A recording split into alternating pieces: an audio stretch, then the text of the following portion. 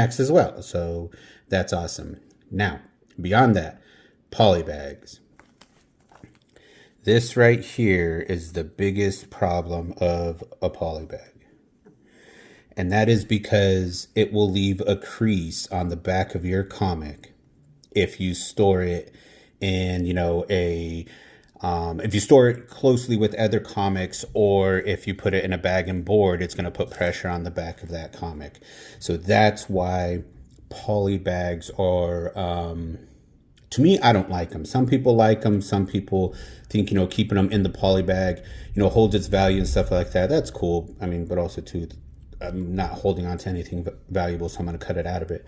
But it's just inconvenient to have to try to press this out of the back of a comic. And that's my biggest point about poly bags, right? You can get amazing stuff until you start prepping that comic to be graded, and then now you have a big old crease from the poly bag. Watch now that because I'm talking about it, there isn't going to be one. I think I can already see it actually. Yep.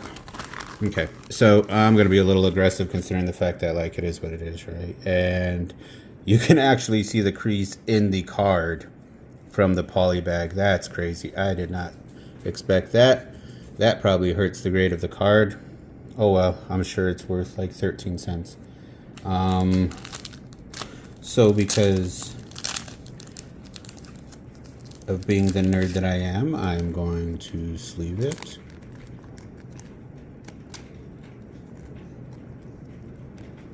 Because it's still the max. I already discussed why I like them.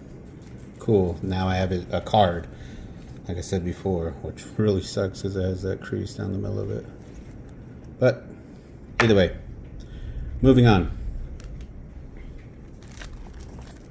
to the actual comic. Now, this comic's pretty old, right?